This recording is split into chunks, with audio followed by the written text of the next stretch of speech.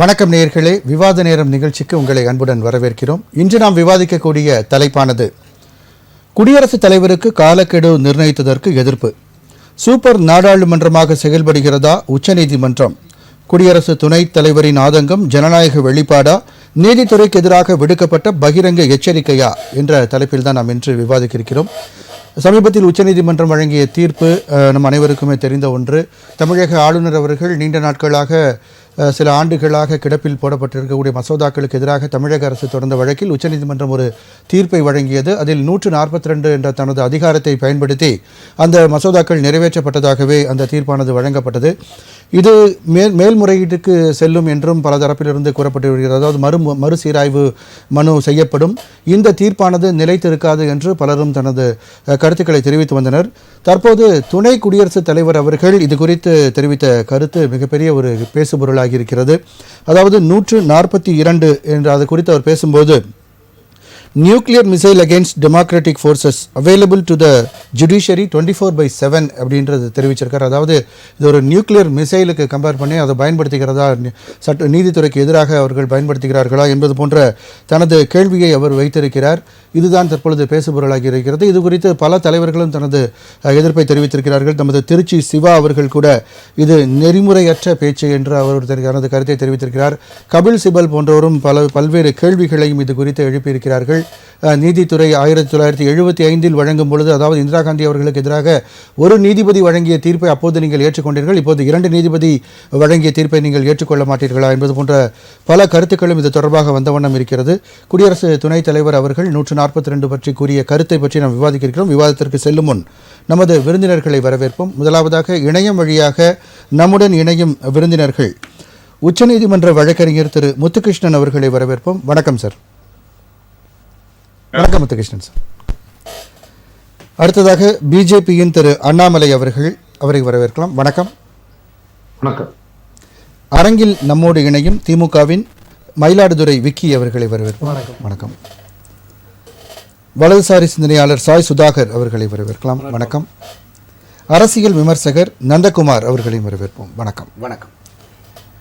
Muthukrishnan sir, உச்சநீதிமன்ற வழக்கறிஞர், உங்கள்கிட்டே துவங்கலான் இருக்கேன் சார். சொல்லுங்கள் சார், இந்த துணை குடியரசுத் தலைவருடைய இந்த ஒரு பேச்சு உங்களுடைய முதல் சுற்று பார்வை. சார், இந்த வழக்கை பொறுத்தவரை நான் என்ன சொல்றேன் அப்படின்னா, இதுல வைஸ் பிரசிடென்ட் பிரசிடென்ட் ஆக ஆசைப்படுறாரு. என்ன இவருடைய பதவி பிரமாணம் எடுத்துக்கிறாரு, பதவி பிரமாணம் பண்றாரு. பதவி பிரமாணத்துல எல்லா உரிமைகளையும் நான் ஏற்றுக்கொள்ளப்படும்னு சொல்றாரு. இவர் பதவியில வந்ததுக்கு அப்புறம் இதை இப்படித்தான் பண்ணணும், இதை இப்படித்தான் செய்யணும்னு சொல்றதுக்கு யாருக்கும் எந்த அதிகாரமும் இல்ல. சாதாரண மனிதர்கள் இருந்து பிரதமர் மந்திரியா இருந்தாலும் சரி, அவர் பிரசிடண்டா இருந்தாலும் சரி, ஒரே சட்டம் எல்லாத்துக்கும் ஒரே சட்டம் கொடுக்கப்பட்டது. அந்த சட்டம்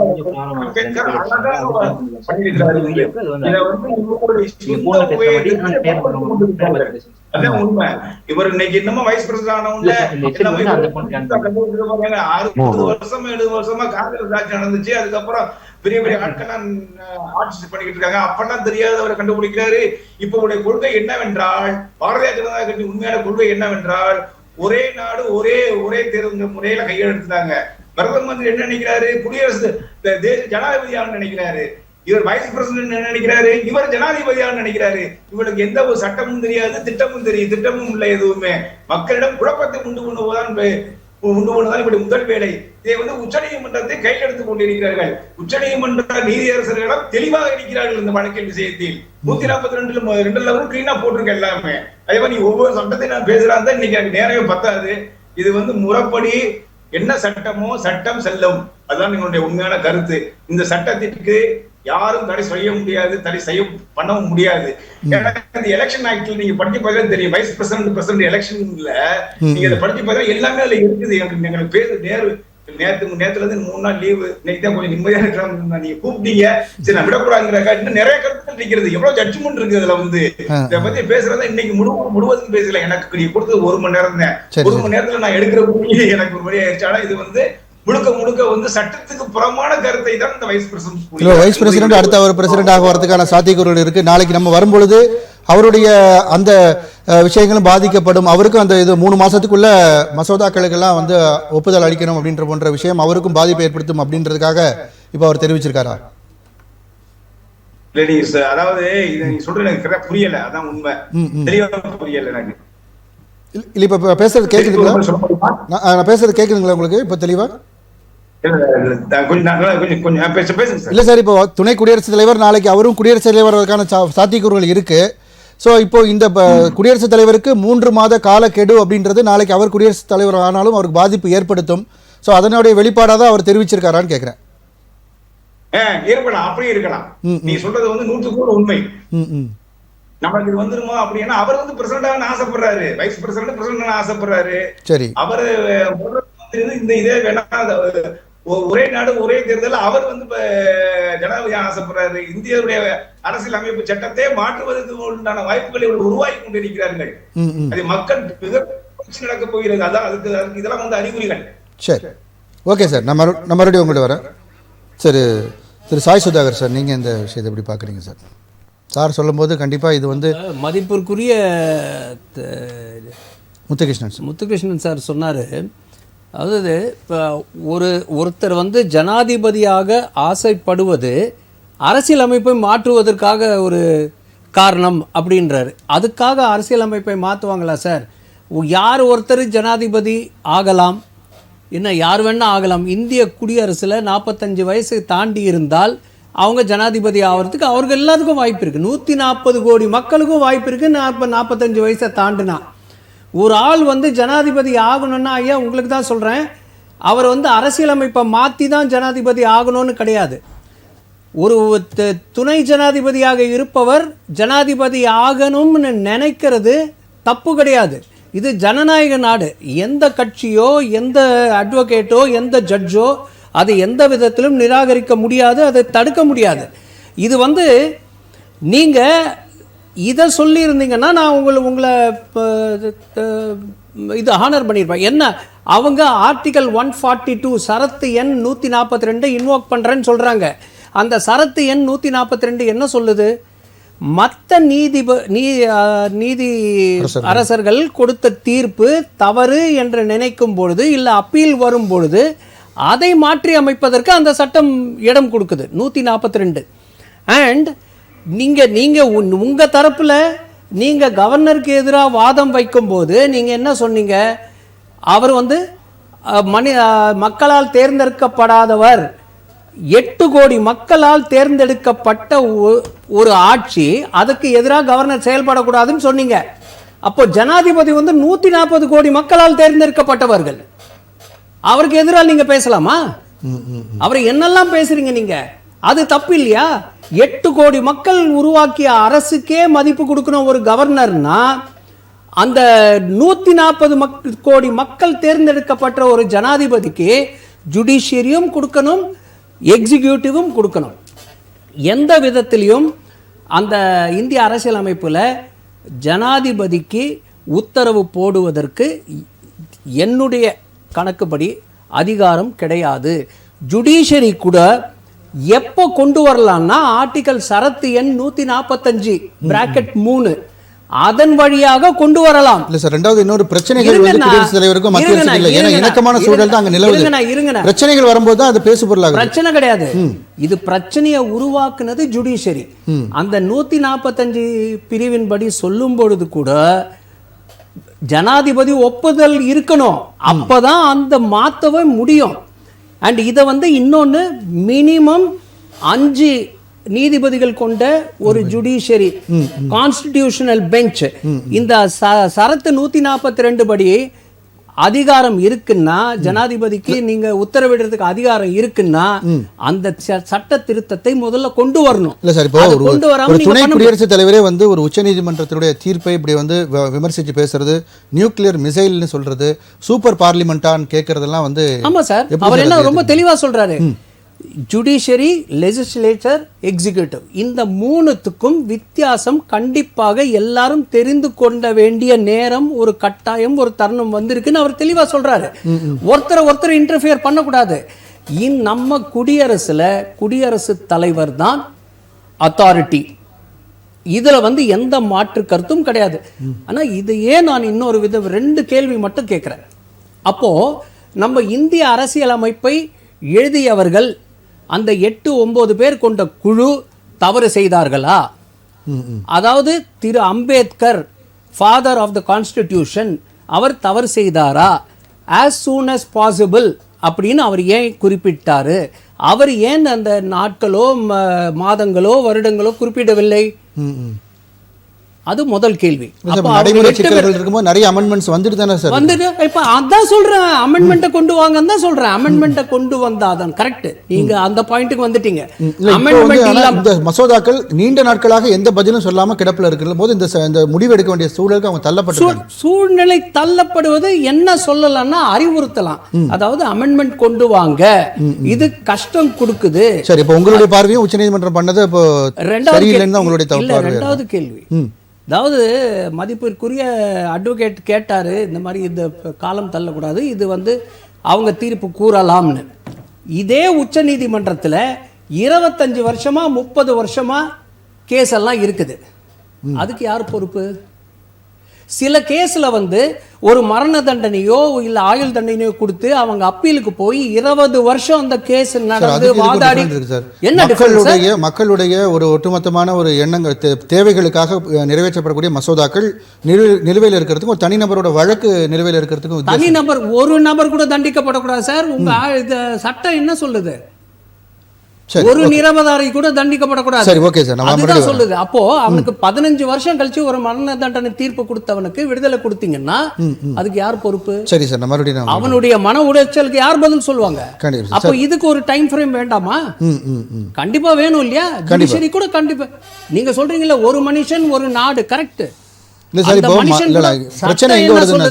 சட்டம் என்ன சொல்லுது? இல்ல மத்திய அரசுக்கும் குடியரசுத் தலைவருக்கு இடையில எனக்கு பிரச்சனை இல்லை, ஒப்புதல் அளிக்கிறதுலயோ அல்லது வந்து இப்போ உரையை வாசிக்கிறதுலயோ எந்த சிக்கலும் இல்ல.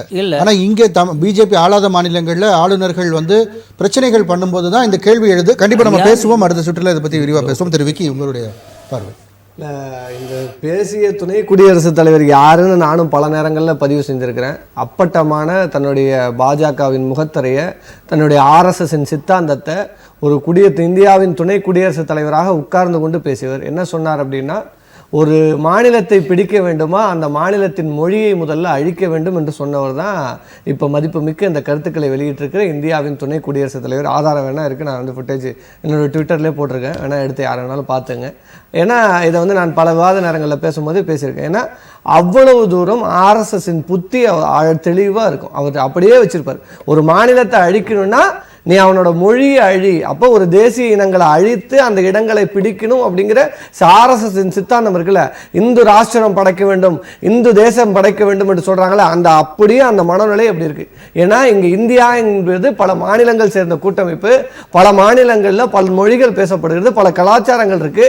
இதையெல்லாம் அழிக்கணும்னு நினைக்கிற ஆர்எஸ்எஸ் சித்தாந்தம் கொண்ட ஒரு நபரை கொண்டு போய் உட்கார வச்சிருக்கிற பாஜக அது அப்படித்தான் பேசும். ஏன்னா இன்னைக்கு மாநில உரிமைகள் எல்லாம் பறிக்கப்பட்டிருக்குங்கிறதுனால தான் இன்னைக்கு மாநில சுயாட்சி தீர்மானம் தேவைப்படுகிறது.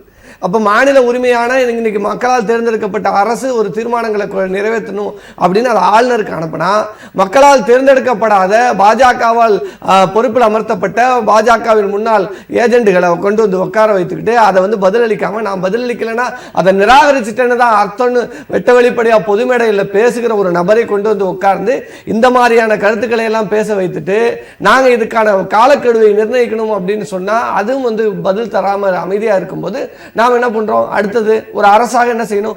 வழக்காடு மன்றத்துக்கு போகணும். அப்போ உச்சநீதிமன்றம் சென்று இன்றைக்கு வழக்காடு மன்றத்தில் ஆளுநர் தடையில குட்ட வச்சாலும் இவங்க திருந்த போறதில்லை. இது இந்த வழக்கு மட்டுமல்ல, இது இந்தியாவுக்கே முன்மாதிரியான இந்த தீர்ப்பு இன்னைக்கு வழங்கி இருக்கிறது. காலக்கெடு நிர்ணயிச்சாச்சு, ஆளுநர்களுக்கான காலக்கெடு. அப்ப ஆளுநர்களுக்கு அதிகாரம் இல்லை, மக்களால் தேர்ந்தெடுக்கப்பட்ட அமைச்சரவைக்கு தான் அதிகாரம் என்று சொல்லிட்டு அவங்க சொல்லிட்டுங்க. இப்ப தீர்ப்பு வந்திருக்குல்ல, போகட்டும், அடுத்த பெஞ்சிலையும் விசாரிக்கட்டும், யாரும் வேணாம்னு சொல்லலை. அப்ப இது தெளிவா அந்த இந்த ஜட்ஜ்மெண்ட் வந்திருக்கு. இதை உட்பட்டு இந்த ஆளுநர்கள் எல்லாம் இருக்கிறார்கள். ஆனா இல்லை, ஆளும் கட்சிக்கு ஆதரவாக அவங்க எல்லா இடத்துலையும் இருப்பாங்க.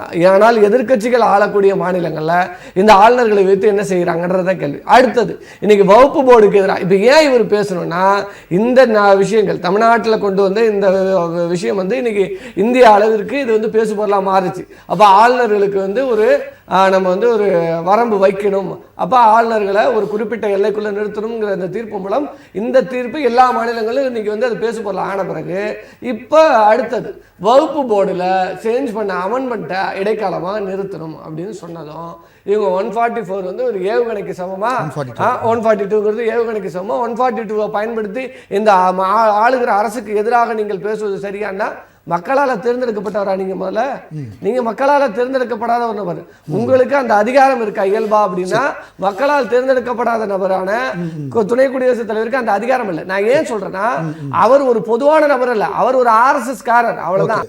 திரு அண்ணாமலை சார், உங்களுடைய முதல் சுற்று கருத்தை பதிவு பண்ணுங்க சார். துணை ஜனாதிபதி அவர்கள் எங்களுடைய ஒட்டுமொத்த உணர்வை வெளிப்படுத்தி இருக்கிறார் என்று நான் இதை கருதுகிறேன். இல்லை, அதைத்தான் விக்கி அவர்கள் சொல்றாங்க, RSS பிஜேபியோட முகமா அவர் இருக்காரு அப்படின்னு சொல்லி.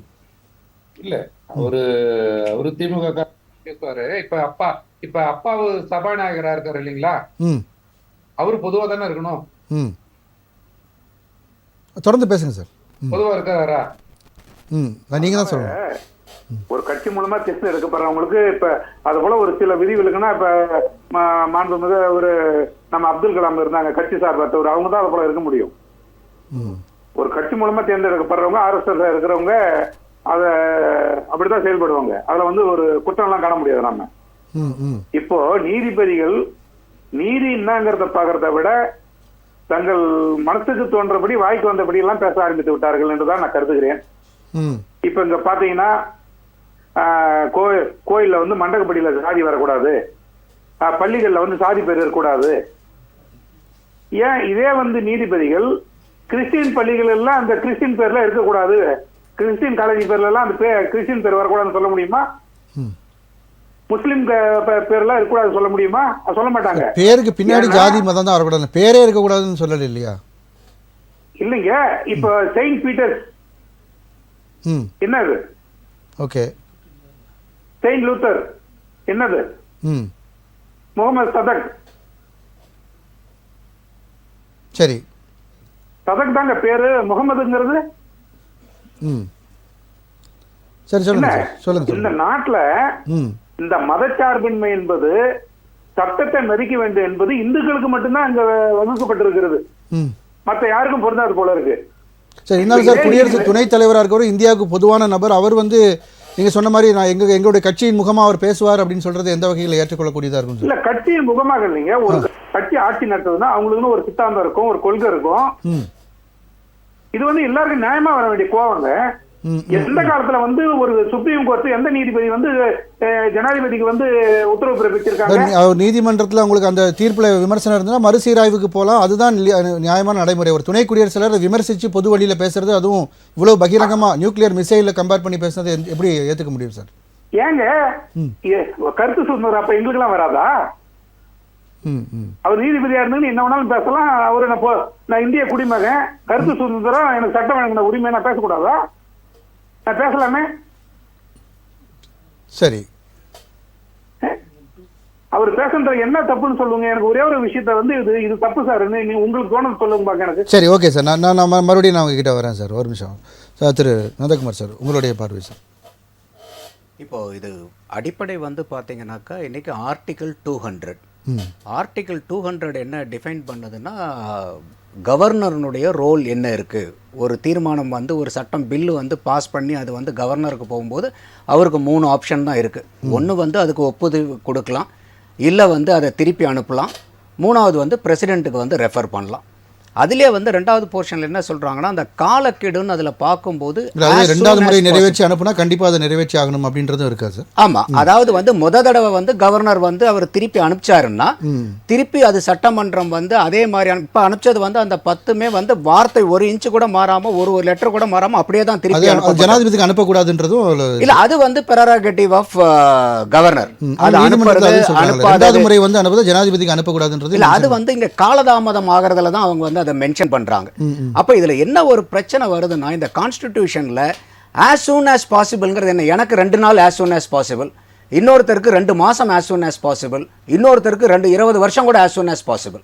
அப்ப இந்த இடத்துல வந்து ஒரு clear definition of timeline இல்லை.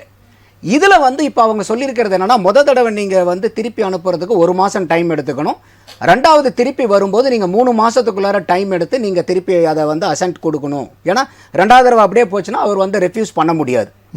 இதுதான் வந்து இப்போ கொடுத்துருக்காங்க. இது வந்து வரவேற்க தகுந்த ஒரு தீர்ப்பு. இது இந்த அடிப்படையில் மட்டும் பார்க்கும்போது டைம்லைன் வந்து இன்னைக்கு கிளாரிஃபை ஆயிருக்கு. இப்போ இதே டைம்லைனில் வந்து பார்த்தீங்கன்னா அவங்க வந்து பிரசிடென்ட்டுக்கும் ஃபிக்ஸ் பண்ணுறாங்க.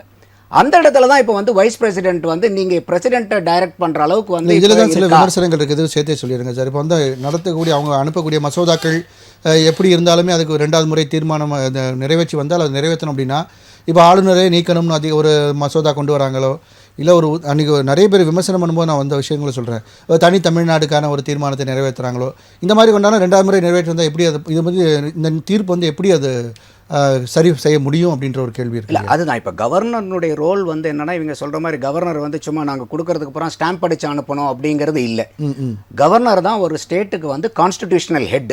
இப்போ நீங்கள் கேட்குற மாதிரி எதை வேணால் இன்றைக்கி வந்து சட்டத்தில் கொண்டு வந்துட்டு ஒரு சட்டசபையிலையோ இல்லை வந்து ஒரு பாராளுமன்றத்திலையோ நாங்கள் வந்து இன்றைக்கி ஒரு மெஜாரிட்டி இருக்குதுங்கிறனால இங்கே வந்து ஒரு கட்சியோ மாநிலத்தில் மேலே ஒரு கட்சியோ அதை பண்ணுனாக்க என்ன வேணால் சட்டமாக்கிற முடியாதுங்கிறதுக்காக தான் ஒரு செக்ஸ் அண்ட் பேலன்ஸ் வச்சுருக்காங்க. அங்கே வந்து ஒரு பிரசிடென்ட்னுடைய அசென்ட் வேணும், இங்கே வந்து கவர்னருடைய அசென்ட் வேணும்.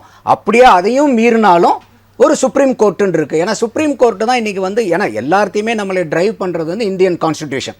அப்போ ஒரு இந்தியன் கான்ஸ்டிடியூஷனை வந்து நீங்கள் இன்டர்பிரேட் பண்ணுறதுல வந்து அல்டிமேட் அத்தாரிட்டி யாருன்னா சுப்ரீம் கோர்ட்டு தான். அப்போ அந்த சுப்ரீம் கோர்ட்டு தான் அல்டிமேட்டாக வந்து கான்ஸ்டிடியூஷனில் இதுதான் சொல்லுது, இதுதான் இன்டர்பிரிட்டேஷன், இதுதான் அர்த்தம்னு சொல்கிறது வந்து சுப்ரீம் கோர்ட்டு தான் ஃபைனல்.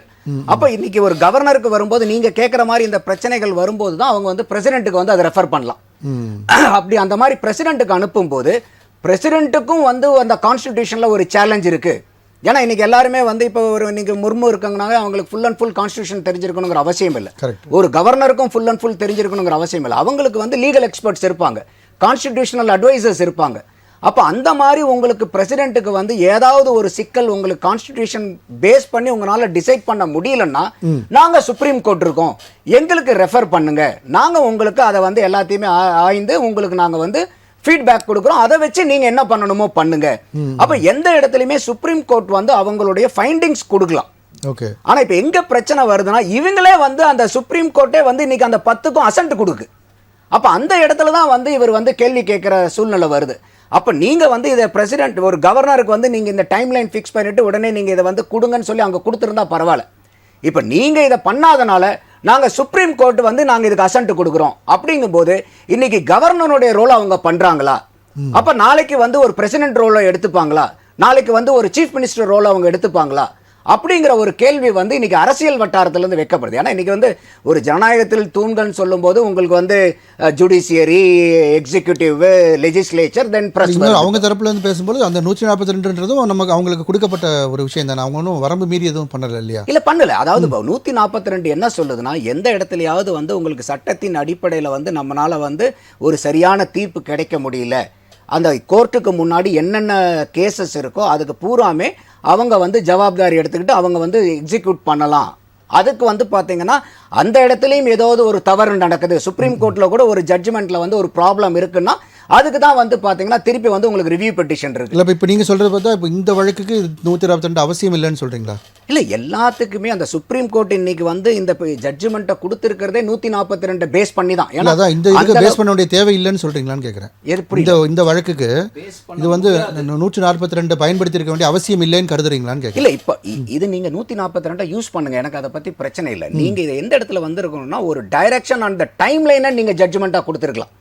நீங்கள் வந்து இனிமேல் இப்போ சொல்லியிருக்காரு பாருங்க, 1 மாதம் அடுத்தது 3 மாதம். அதே மாதிரி பிரசிடென்ட்டுக்கு, ஏன்னா பிரசிடென்ட் வந்து இப்போ வந்து கோர்ட் வந்து டைரக்ட் பண்ணலாமான்னு கேட்குறாங்க. யாராக இருந்தாலும் நமக்கு கவலை இல்லை, ஏன்னா பிரசிடென்ட்டை கேள்வி கேட்கக்கூடாதா என்ன. ஆனால் இங்கே என்ன வருதுன்னா ஒரு டைம் லைன் ஃபிக்ஸ் பண்ணுங்க. அப்போ இன்னைக்கு பிரசிடென்ட் பார்த்து ஒரு 10 வருஷம் கூட அதை வச்சுக்கலாமா, இல்லை கவர்னர் பார்த்து 5 வருஷம் வச்சுக்கலாமா? அதில் எனக்கு உடன்பாடு இல்லை. டைம் லைன் வந்து இன்னைக்கு எந்த ஒரு இதாக இருந்தாலும் ஒரு டைம் லைன்ங்கிறது ஒரு மேண்டேட்ரி, அது யாருக்காக இருந்தாலும் நம்ம அதை ஃபிக்ஸ் பண்ணணும். இன்னைக்கு அதான் சொல்கிறேன், ஒரு சிட்டிசன் சார்ட்டர் இன்னைக்கு வந்து ஒரு குடிமகனுக்கு கூட இன்னைக்கு வந்து ஒரு ஸ்டேட் கவர்மெண்ட்ல சென்ட்ரல் கவர்மெண்ட் ஆஃபீஸ்க்கோ போய் ஏதோ ஒன்று பண்ணுறாங்கன்னா அவங்களுக்கு இத்தனை நாளைக்குள்ளார இதுக்கு ஐசா பைசா தெரிஞ்சாகணுங்கிற அந்த டைம் லைன் வேணும். அப்போ அந்த மாதிரி இருக்கக்கூடிய இந்த டைம் லைன் ஃபிக்ஸ் பண்ணுறது எக்ஸலண்ட், அது வந்து வரவேற்க தகுந்தது.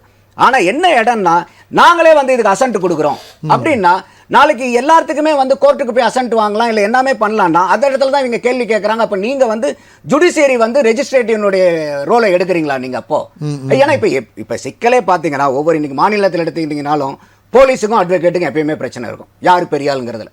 அடுத்தது அட்வொகேட்டுக்கும் ஜட்ஜஸ்க்குமே பெரிய ப்ராப்ளம் இருக்குது. அப்போ யார் என்ன எடுக்கிறாங்கன்னு. அடுத்தது எனக்கு இன்னொரு கேள்வி என்னன்னா, இந்த ஜட்ஜ்மெண்ட்டை பொறுத்த வரைக்கும் இந்த டைம் லைன் கொடுத்துறத நான் வரவேற்கிறேன். ஆனா இதே வந்து 2018 நிதி ஆயோக் வந்து ஒரு ஸ்ட்ராட்டஜி பேப்பர் ரிலீஸ் பண்றாங்க. அப்ப அதுல அவங்க கொடுக்கக்கூடிய புள்ளி விவரம் என்னன்னா 2018 பிரகாரம் வந்து 2,90,00,000 வழக்கு நிலுவையில் இருக்கு.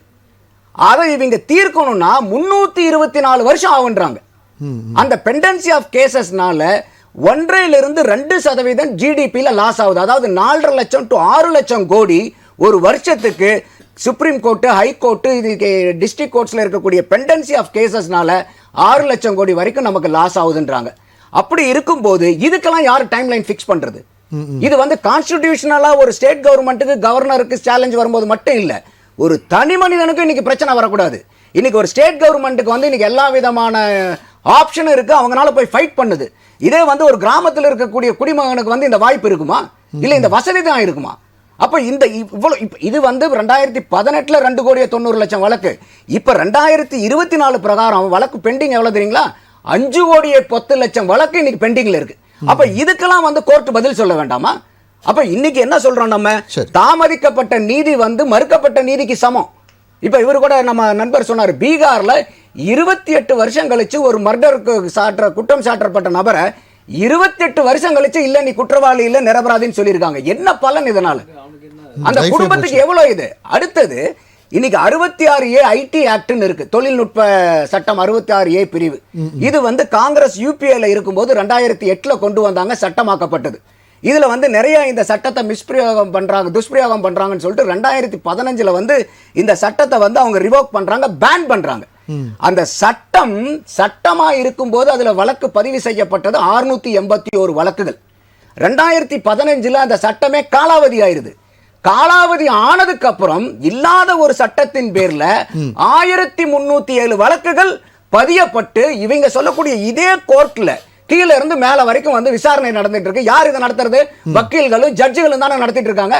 அப்ப இல்லாத ஒரு சட்டத்தை வச்சு 1307 வழக்குகளை பதிஞ்சு நீங்க நடத்திருக்கீங்கன்னா அப்ப இன்னைக்கு இருக்கக்கூடிய இந்த ஜுடிஷியல் சிஸ்டத்தை நம்ம எப்படி கேள்வி கேட்காம இருக்க முடியும்? கண்டிப்பா சார், நான் மறுபடியும் நான் உங்ககிட்ட வரேன். திரு முத்துகிருஷ்ணன் சார், அதாவது ஒரு ஜுடிஷியரி வந்து ஒரு லெஜிஸ்லேட்டிவோட வேலையை எடுத்துக்கிறாங்க அப்படின்றத அவர் குறிப்பிட்டிருக்காருன்னு சொல்றாங்க, சூப்பர் பார்லிமெண்ட்ன்ற வார்த்தையில.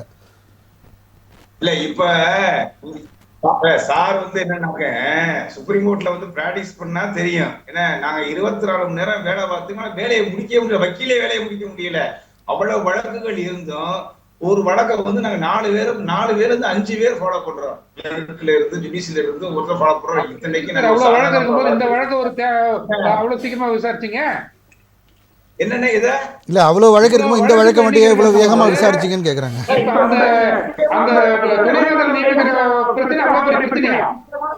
இத வழக்க வந்து முக்கியமான வழக்க நீங்க தான் கொண்டு வரீங்க. என்ன ஆர்டிகல் 60 நாம ஒரு பாயிண்ட் சொன்னீங்க, ஷார்ட்டா சொல்றீங்க. 66 ஆர்டிகல் 66 வந்து பிரசிடென்ட் வைஸ் பிரசிடென்ட் யார் முன்னிலையில பதவி ஏத்துக்கிறாங்க? சீஃப் மினிஸ்டர் ஆஃப் இந்தியா அவர் மூலியமா நீ பதவி ஏத்துக்கிறீங்க. அதே சீஃப் மினிஸ்டர் ஆஃப் இந்தியா வந்து ஆர்டிகல் 142 சொல்லும் போது உங்களுக்கு வந்து என்ன கசக்குதுங்கிறேனா? அது ஏத்துக்க வேண்டியான நீங்க மக்கள் ஏத்துக்க வேண்டியானாங்க. மக்கள் ஏத்துக்கிற அப்புறம் நீங்க மாநில தலைவர் வைஸ் பிரசிடென்ட் ஏத்துக்க மாட்டீங்களா? என்னங்க நீதி இது? நாட்டுல நீதியா? என்ன நடக்குது இந்த நாட்டுல? சொல்லுங்க, பதில் சொல்லுங்க. சுதந்திர நாடு, எல்லாருக்கும் ஒரே சட்டம், உங்களுக்கு ஒன்று அடுத்தவர்களுக்கு ஒன்று. நீங்க என்ன நினைக்கிறீங்க அப்படின்னா இந்த உச்சநீதிமன்றத்தை வந்து ஸ்டாம்பேட் மாதிரி யூஸ் பண்ண நினைக்கிறீங்க. It's not possible, never. ஏன்னா உச்சநீதிமன்ற வழக்கறிஞர்ல இருந்து உச்சநீதிமன்ற நீதியாசர்கள் ஒவ்வொருவரும் ரொம்ப தெளிவாக இருக்கிறார்கள். நீங்க உட்கார்ந்து பிராக்டிஸ் பண்ணா தெரியும், எங்களுக்கு மூலையில் உள்ள நரம்பெல்லாம் எந்திரிச்சு பேசும்.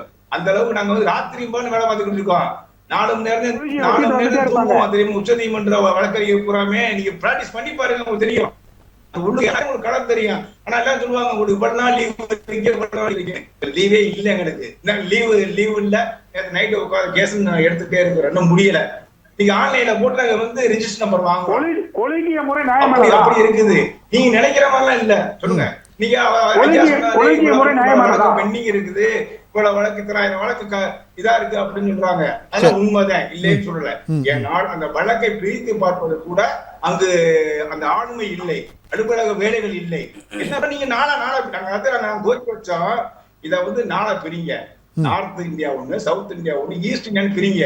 பிரிச்சுன்னா வழக்குகள் வந்து வழக்கறிஞர்கள் கூடப்படுவார்கள், நீதியரசர்கள் கூடப்படுவார்கள், வழக்குகளும் நிறைய துரிதமா முடியும். ஓகே, அப்படின்னு நாங்க ஆரம்பத்துல சொன்னோம். நாங்க இப்பவும் அந்த பெட்டிஷன் ஃபைலிங் பண்ணிருக்கோம். இல்ல வழக்குகள் வந்து பெண்டிங்கா இருக்க வாய்ப்பே இல்ல. சூழ்நிலைகள், அங்க ஒரு கேஸ் எடுத்தீங்கன்னாக்க அந்த கேஸ்ல எவ்வளவு சாராம்சம் இருக்குன்னு தெரியும். ஏன்னா ஒரு கேஸ போட்டீங்கன்னாக்க அரசியல் கேஸ்னு ஒரு கேஸ் வருது, கிரிமினல் கேஸ் வருது, சிவில் வருது, டாக்ஸி வருது, கம்பெனி வருது, இதெல்லாம் இன்டர்நேஷனல் லெவல்ல கேஸ் வருது. நான் ஒரு 15 வருஷம் பிராக்டிஸ் ஆகி சுப்ரீம் கோர்ட்ல கரெக்ட் பிராக்டிஸ் எனக்கு வந்து. ஓகே சார், நான் மறுபடியும் வரேன் சார். Okay sir. சரி, சாய் சுதாகர் சார், அதாவது சார் சொல்றது வந்து இப்போ வழக்குகள் நிலுவையில் இருக்குன்னு சொல்றாங்க, அதுக்கு இதுக்கும் சம்பந்தம் இல்லை. நான் அண்ணனுக்கு சொல்ல வேண்டியதில்லை, ஒரு உச்ச நீதிமன்றத்தில் ப்ராக்டிஸ் பண்ணுறாரு. ஆனால் எங்களுக்கு பொறுத்த வரைக்கும் நாங்கள் படித்த அரசியல் அமைப்பில் ஆர்டிக்கல் சரத்து 142 என்ன சொல்லுதுன்னா, தெளிவாக டைவர்ஸ் கேஸு, தெஃப்ட்டு, மர்டர் இதில் நியாயம் கிடைக்கல, இல்லை ஒரு உள்நாட்டு பிரச்சனை நடக்குது, 2 கோஷ்டிகள் பிரச்சனை, இதில் நியாயம் கிடைக்கல அப்படின்னா உச்ச நீதிமன்றம் அதில் இன்டர்ஃபியர் ஆகி அது பண்ணலாம். சரி, இப்போ இந்த விஷயம் பார்த்திவாலாக்கு தீர்ப்பு கொடுத்த பார்த்திவாலாக்கும் அந்த இன்னொரு நீதிபதிக்கும் தெரியாமல் இருங்க யாரு இல்லை, இந்த வழக்கு நீதிபதி வழங்கின நீதிபதிக்கு நீங்கள் சொல்கிற இந்த விஷயம் தெரியாதான்? அது ஆர்டிகல் 142. அவங்களும் ஆன்சரபிள் தானே, எப்படி கொடுத்தாங்கன்னு தெரிஞ்ச கருத்தை நாங்கள் சொல்கிறோம்னா, நீதிபதியை நாங்கள் எதிர்க்கல. ஓகே, நீதிபதி எதிர்க்கல, துணை ஜனாதிபதி பேசின அளவு கூட நம்ம பேசலை, ஏன்னா நமக்கு அந்த அதிகாரம் கிடையாது. சரி, எங்களுடைய கருத்து, எங்களுக்கு என்ன நான் படித்த இதுலன்னு சொல்லியிருக்கேன். அதாவது அரசியலமைப்பு சட்டம் எல்லாருக்கும் ஒரு புக்கு தான், அதில் இதுதான் எழுதியிருக்கு. அண்ட் இன்னொன்று அரசியலமைப்பில் மிக தெளிவாக என்ன எழுதியிருக்குன்னா, ஜனாதிபதிக்கு கான்ஸ்டிடியூஷனல் இம்யூனிட்டி இருக்கு, யாரும் கேள்வி கேட்க முடியாது அப்படின்ற ஒரு கருத்து அந்த அரசியலமைப்பிலேயே தான் சொல்லியிருக்குது. அப்படி இருக்கிற அந்த 144 கீழ், சரத்து 140 கீழ் ஜனாதிபதி அவருக்கு ஏதாவது சந்தேகம் இருந்தால் உச்ச நீதிமன்றத்தை அணுகலாம். அந்த அணுகினால் கூட அந்த சரத்து என்ன சொல்லுதுன்னா, உச்ச நீதிமன்றம் பரிந்துரைப்படி அவர் நடக்க வேண்டியது இல்லை. இப்போ ஆளுநருக்கும் டிஸ்கிரிஷன் இருக்குன்னு நம்ம சொல்கிறோம். இந்த தீர்ப்பில் அந்த வீட்டோ பவர், அந்த டிஸ்கிரிஷன் அவருக்கு இல்லை அப்படின்ற மாதிரியான தீர்ப்பும் வந்திருக்குது. அதான் தீர்ப்பு வந்திருக்குது. பட் இன்னைக்கு விவாதம் வந்து ஜனாதிபதி பற்றி தான் பேச சொல்கிறேன். ஆளுநருக்கு இன்னும் கேட்டிங்கன்னா 1976 திருமதி இந்திரா காந்தி ஆட்சியில் ஆளுநருக்கு 2 பவர் அதிகமாக கொடுத்துருக்காங்க ஜனாதிபதியோட. ஜனாதிபதியை விட ஆளுநர் தான் ரொம்ப பவர்ஃபுல். அதனால அவரை வந்து இம்பீச் பண்ண முடியாது, அவரை கொஸ்டின் பண்ண முடியாது, எதுவுமே பண்ண முடியாது. ஏன் அந்த சட்டத்தை கொண்டு வந்தாங்கன்னா, அவங்க எல்லாரையும் டிஸ்மிஸ் பண்ணணும் அப்படின்றதுக்காக கொண்டு வந்தாங்க. அப்புறம் நீங்கள் வந்து 1975 கேஸ் சொன்னீங்க இல்லையா, அது உச்ச நீதிமன்ற கேஸ் இல்லை, அலகாபாத் ஹைகோர்ட் கேஸ். அதை ஒத்துக்கிட்டீங்களே, ஏன் இதை ஒத்துக்க மாட்டேன்றீங்கன்னு ஒரு கேள்வி கேட்டீங்க.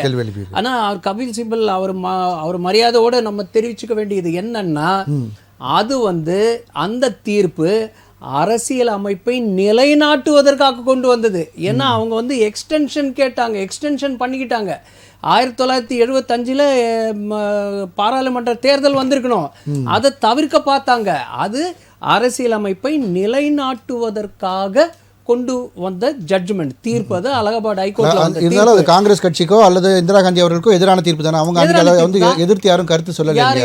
யார் எதிர்த்துக்காது? இன்னைக்கு வந்து ஒரு துணை குடியரசுத் தலைவர் அதை பத்தி நியாயம்னு எல்லாருக்கும் தெரிஞ்சது, கம்முன்னு இருந்தாங்க, தீர்ப்பை வாங்கிட்டு இருந்தாங்க. இல்லன்னா அடுத்த பெஞ்சுக்கு போயிருப்பாங்க. இப்போ நியாயம் இல்லை. அரசியலமைப்பு என்ன சொல்லுது? அரசியலமைப்பு என்ன சொல்லுது? ஒரு ஆட்சியின் காலம் 5 வருஷம்னு கிளியரா சொல்லி இருக்குது.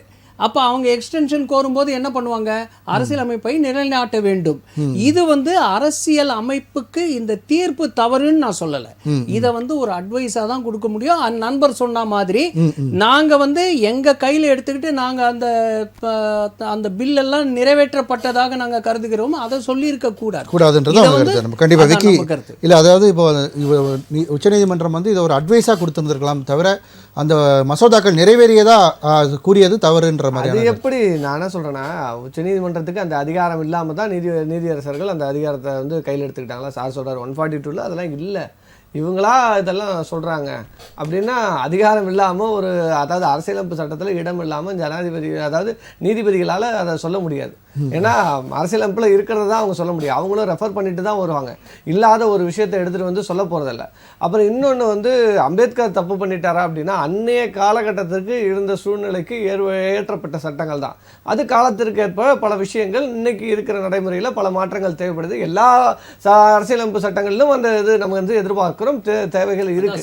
அது இல்லை நான் சொல்கிறேன். அப்போ அது இருக்கு. ஆனால் ஆளுநர்களுக்கான இந்த அதிகாரம் இவங்க சொன்னாங்கல்ல, அவருக்கு வந்து அந்த அதிகாரம் இருக்குது, அதை வேணாம், அதை வந்து ஒத்தி வைக்கிறதுக்கான அதிகாரம் இருக்குன்னு சொன்னதில் அது இல்லை அப்படிங்கிறது தெளிவாக அரசியல் சாசனத்தில் குறிப்பிட்டிருந்ததை மேற்கோள் காட்டி, உங்களுக்கு அதிகாரம் இல்லை, எந்த ஒரு மசோதாக்களையும் நீங்கள் நிறுத்தி வைப்பதற்கு ஆளுநர்களுக்கு அதிகாரம் இல்லைன்னு பகிரங்கமாக சொல்லியிருக்கு.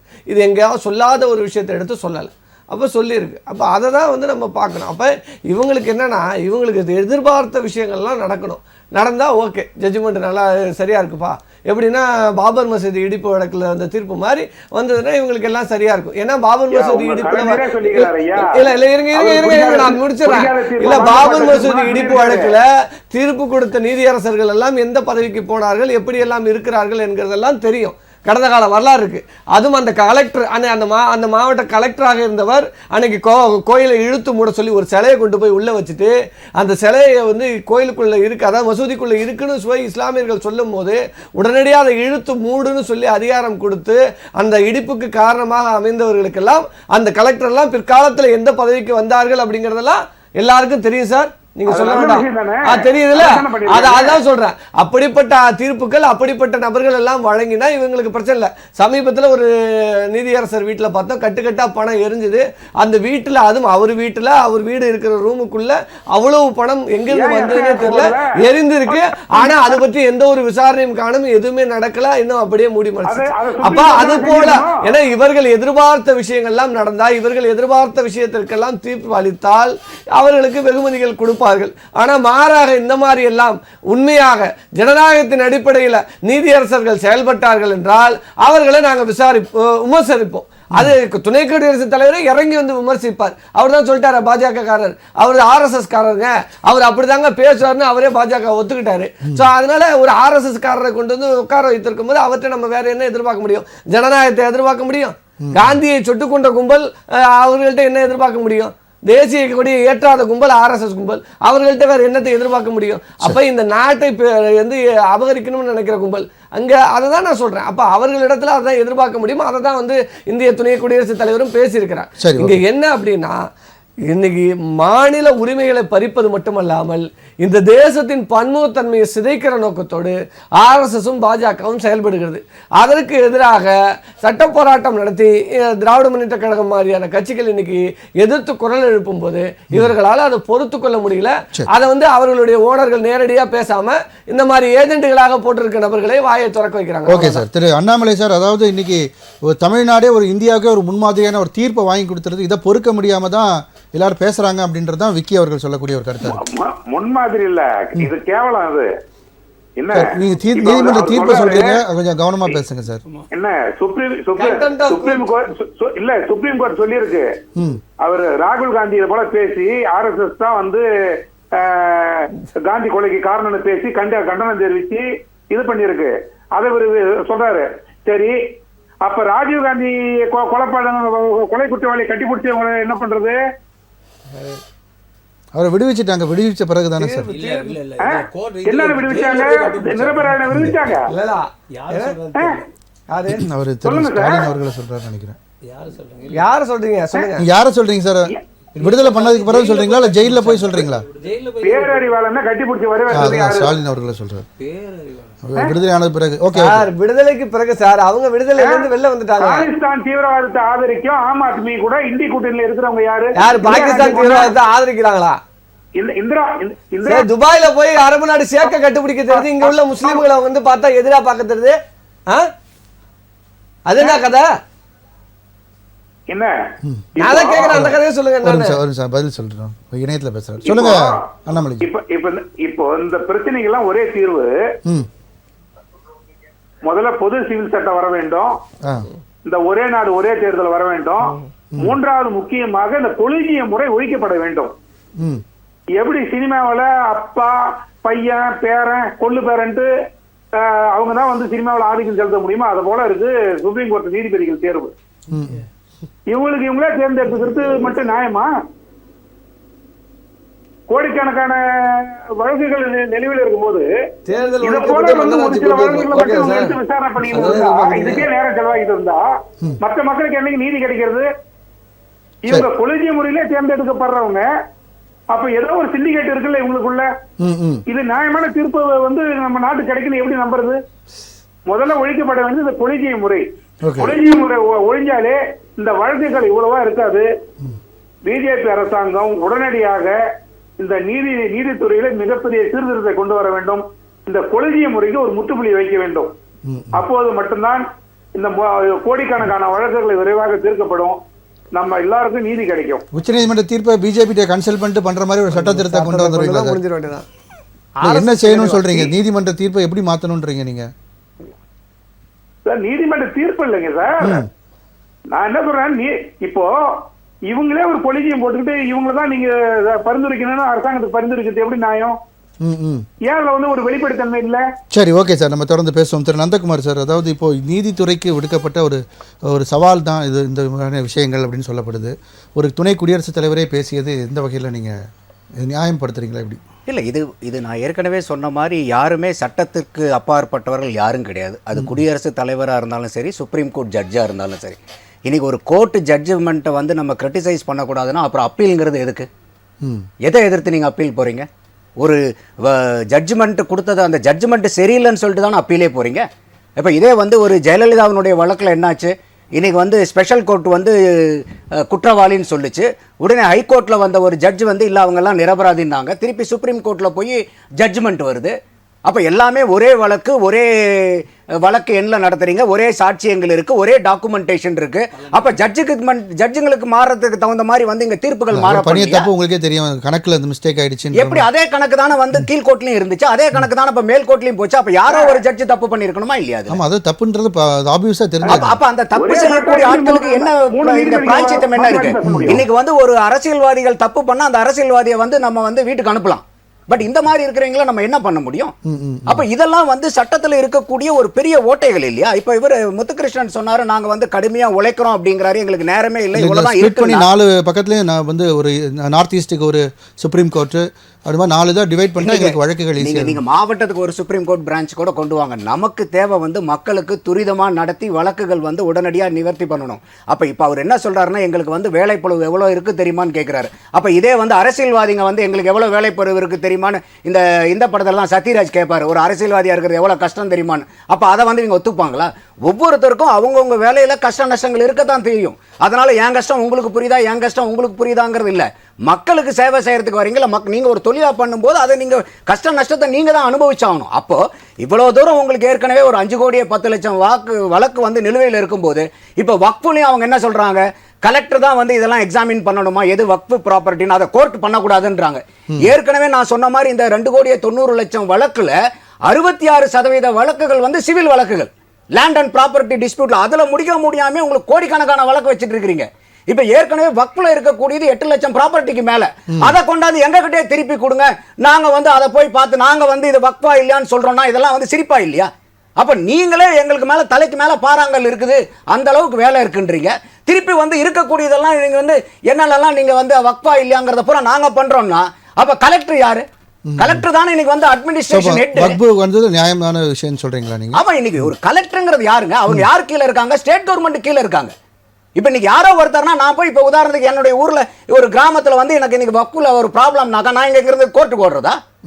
இப்ப இன்னைக்கு யாராவது யதார்த்தமா பேசுவோமே, இன்னைக்கு எந்த ஒரு தனி மனிதனாவது ஒரு போலீஸ் ஸ்டேஷனுக்கோ இல்ல வந்து கோர்ட்டுக்கோ போலான்னா யாராவது ஒரு சந்தோஷமா போக முடியுமா? நிம்மதியா போக முடியுமா? ஐயோ இப்ப யாரா கோர்ட்டு கேஷன் போயிட்டு நம்ம வருஷ கணக்குல இருக்குது, அதுக்கு நம்ம இந்த வழக்கு அங்க போய் செலவு பண்ற காசை இங்க சொத்துல பாதி ஆட்டையை போட்டாலும் பரவாயில்லங்கிற அளவுக்கு தான் மக்கள் ஒதுங்கி நிற்கிறாங்க. எங்கேயாவது வந்து இன்னைக்கு ஒரு சாமானியனுக்கு வந்து ஒரு காவல்துறையும் ஒரு நீதிமன்றமும் போறதுக்கு அந்த அளவுக்கு வந்து அங்க போனா துரிதமா நடத்த முடியும்னு ஒரு நம்பிக்கை இருக்கா? அப்ப இவ்வளவு பிரச்சனைகள் இருக்கு. அப்ப நம்ம வந்து இன்னைக்கு நான் அதனால தான் முதல்ல சொன்னேன், இந்த டைம் லைன் கொடுத்தது எக்ஸலண்ட். நான் அதை தான் சொல்றேன். இன்னைக்கு பிரசிடென்ட்டா இருந்தா கூட அவங்க ஒரு மக்கள் ஏன்னா இன்னைக்கு வந்து ஒரு சட்டம் நிவர்த்துங்கிறது யாருக்காக சட்டம் ஏற்படுத்துறாங்க? மக்களுக்காக தான் ஒரு சட்டத்தை கொண்டு வராங்க. அப்ப அந்த சட்டம் ஏற்புடையதா இல்லையாங்கிறது நீங்க பதில் சொல்லுங்க. அதுக்கே நீங்க வருஷ கணக்குல உட்காந்து அப்ப இந்த டைம் லைன் வந்து ஒன் ஆஃப் தி பெஸ்ட். அப்ப இன்னைக்கு நீதித்துறை அடிப்படையிலேயே செய்ய வேண்டிய மாற்றங்கள், செய்ய வேண்டிய வேலைகள் ஏகப்பட்ட வேலைகள். விரைவு நீதிமன்றங்கள்லாம் சிலது கொண்டு வந்து வழக்குகளை விரைவா தீர்க்கிறது, சமரச தீர்வுகள், அந்த மாதிரியான சில விஷயங்கள் எல்லாம் முடிச்சுதான் பிரதர். இன்னைக்கு 2024 பிரகாரம் 5,10,00,000 வழக்குகள் நிலுவையில் இருக்கு. அப்ப 2,90,00,000 வழக்கு முடிக்கிறதுக்கே 324 வருஷம்னா இந்த 5,10,00,000 வழக்கு எத்தனை 1000 வருஷத்துல வெயிட் பண்றதா? ஒரு மனிதனுக்கு ஆயுட்காலமே இன்னைக்கு 70-75 வயசு. அவன் எத்தனை சந்ததியினர் கழிச்சு அவன் தீர்ப்பு வாங்குறது? கண்டிப்பா நம்ம தொடர்ந்து உங்களுக்கு மறுபடியும் வரேன். திரு முத்துகிருஷ்ணன் சார், உங்களுடைய நிறைவு கருத்தை நீங்க சேர்த்து பதிவு பண்ணுங்க சார். குடியரசு துணைத் தலைவர் இந்த விவகாரத்தை கையாண்டு இந்தியாவுக்கு வைஸ் பிரசிடென்ட் எல்லாருக்குமே பிரதம மந்திரி எல்லாருக்கும் பிரதம மந்திரி, உச்ச நீதிமன்ற நீதியரசர்களுக்கும் எல்லாருக்கும் நீதியரசர்கள். இதுல வந்து என்னன்னா நீ பெரியாரா நான் பெரியாரு ஈக்குவ பார்க்காம நாட்டுக்கு என்ன உண்மையை எடுத்து சொல்லணும். நமக்கு நீங்க பதவியில வந்துட்டோம் அப்படிங்கிறக்க நம்ம எதை வேணாலும் பேசக்கூடாது, எதுவும் செய்யக்கூடாது. நாட்டின் அடுத்த ஜெனரேஷன் நல்லா இருக்கணும், அடுத்த ஜெனரேஷன் கொண்டுட்டு போகணும். அப்படி போகணுமே உடைய நாடு இல்ல நீ பெரியாளா நான் பெரியாளான்னு சொல்லக்கூடாது. நம்ம ஊருக்கு ஒரு நியாயத்தை பேசி நமக்குன்னு ஒரு நியாயத்தை எடுக்க கூடாது.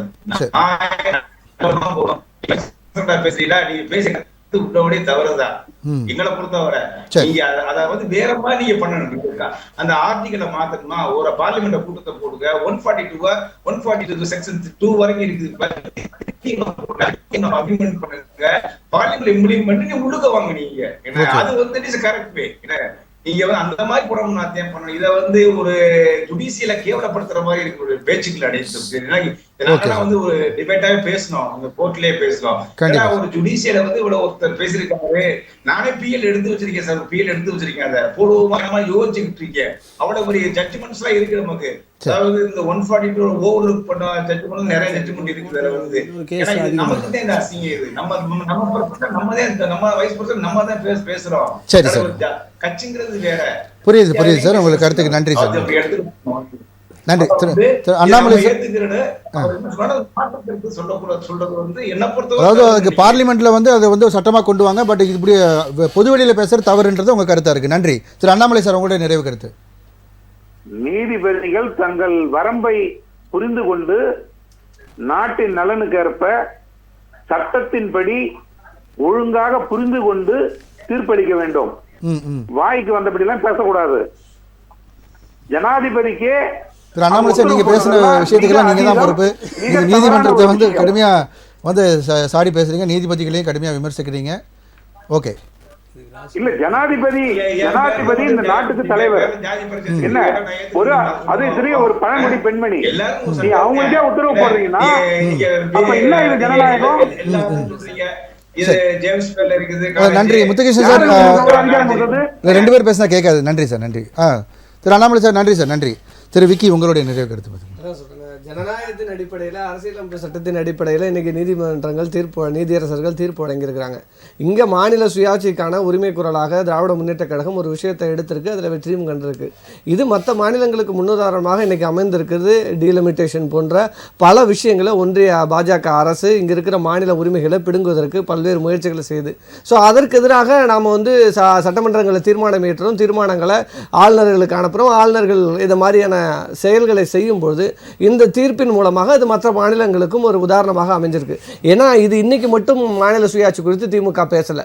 ஏன்னா இதற்கு முன்னாடி சுதந்திர தினத்திற்கும் கொடியேற்றுகிற உரிமையை மாநில முதலமைச்சர்களுக்கு பெற்று தந்ததும் திராவிட முன்னேற்ற கழகம் தான். அதே போல் ஒன்றிய அரசுக்கும் மாநில அரசுக்குமான இந்த உறவு குறித்தான வரம்பு எவ்வளோ தூரம் என்பதை வந்து நிர்ணயிப்பதற்கும் அதற்கான சட்ட போராட்டம் நடத்தி அந்த உரிமையையும் பெற்றுக் கொடுத்தது திராவிட முன்னேற்ற கழகம் தான். அப்போ மாநில உரிமைகளை போராடி பெறுகிற இடத்தில் அப்பையிலிருந்து இப்போ வரைக்கும் 1974 முதல் சட்டமன்றத்தில் தீர்மானம் ஏற்றிருந்து இன்னைக்கு 2025 வரைக்கும் அப்ப மாநில சுயாட்சி உரிமைகளை பேணி பாதுகாக்க வேண்டிய கடமை இருக்கிறது. ஆளுநர்கள் தவறும் பட்சத்தில், மாநில அரசுக்கு ஒத்திசைவு கொடுக்காமல் இருக்கிற பட்சத்தில், மாநில அரசின் கொள்கைகளை மதிக்காமல் இருக்கும் பட்சத்தில் இது நீதிமன்றங்களுக்கு போது நீதிமன்றங்கள் அரசியலமைப்பு வாயிலாக இந்த தீர்ப்புகளை வழங்குறாங்க. நன்றி நன்றி சார், உங்களுடைய நிறைவு. அது திரு முத்துகிருஷ்ணன் சார் சொன்னது வரவேற்கத்தக்க ஒரு விஷயம்.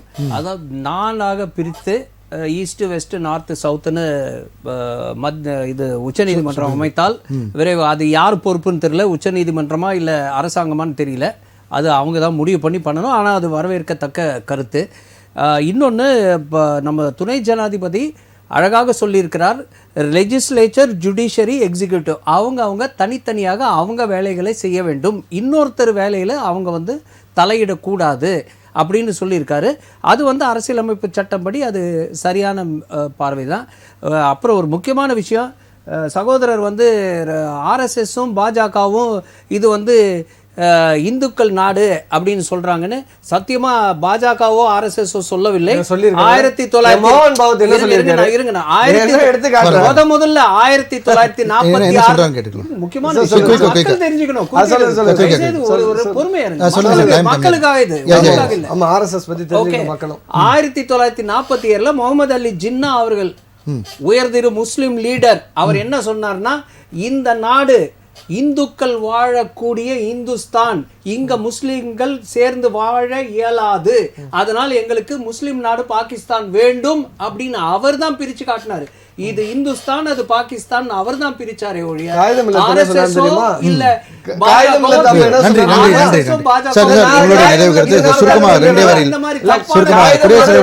துணை குடியரசுடைய இந்த பேச்சுக்கள் பத்தி உங்களுக்கு நிறைவு கருத்து சுருக்கமா 2 வரியில. நம்ம ஜனநாயக நாட்டில் குடியரசு இருக்கும்போது நமக்கு எஜமானர்கள் யாருன்னா மக்கள் தான். அப்ப அந்த மக்களுக்கு உண்டான ஏதுவான சட்டங்களும் திட்டங்களும் செயல்பாடுகளும் இருக்கணுமே ஒழிய இதுல வந்து நீங்க கோர்ட் வந்து அவங்கள கேள்வி கேட்க கூட இருக்கணும், ஹைரார்கி இருக்கணும், அதுல எனக்கு எந்த மாற்று கருத்தும் இல்லை. ஆனா எல்லாமே வந்து ஒரு செக்ஸ் அண்ட் பேலன்ஸ் தான். அப்ப வந்து ஒரு லெஜிஸ்லேச்சர்ல தப்பு வரும்போது ஜுடிஷியரி கண்ட்ரோல் பண்ணணும், ஒரு ஜுடிஷியரியில் வந்து ஒரு தப்பு நடக்கும்போது லெஜிஸ்லேச்சர் உள்ளார வரணும். பட் அல்டிமேட் எய்ம் என்னன்னா டு சர்வ் த பப்ளிக். அந்த மாதிரி இருக்கும்போது இன்னைக்கு இருக்கக்கூடிய பிரச்சனை வந்து நீங்க இருக்கக்கூடிய 142 வச்சு இந்த 200 ஆர்டிகிளை வந்து அவங்க இன்டர்பிரேட் பண்றாங்க. நான் ஏற்கனவே சொன்ன மாதிரி supreme court is the ultimate authority for interpreting the constitution. வேற யாரும் அதுக்கு மேல கிடையாது. அப்ப நீங்க இதை வந்து நீங்க செய்யணும்னா நீங்க பண்ண வேண்டியது ஒண்ணே you have to amend the constitution. அப்ப எந்த மாதிரி வந்து அந்த கான்ஸ்டிடியூஷன் அமெண்ட் பண்றதுங்கறது உங்க லெஜிஸ்லேஷனுடைய வர்க்கை வந்து நீங்க லெஜிஸ்லேச்சர்ல காமிங்க. அப்ப அந்த மாதிரி இருக்கும்போது அந்த கோர்ட் வந்து கான்ஸ்டிடியூஷன்ல ஓவர்ரைட் பண்ண முடியாது. அப்ப நீங்க ஒரு கான்ஸ்டிடியூஷனல் அமெண்ட்மென்ட் கொண்டு வரணும். ஓகே, அதுதான் நம்ம இங்க கண்டிப்பா அதுதான் இதுக்கு ஒரு தீர்வா இருக்கும்னு நான் புரிஞ்சுக்கிறேன். நம்முடைய விவாதத்தில் பங்கு பெற்ற விருந்தினர்கள் அனைவருக்கும் நன்றி. நன்றி. மீண்டும் ஒரு விவாத நேரம் நிகழ்ச்சியில் சந்திப்போம் நேயர்களே. நன்றி, வணக்கம்.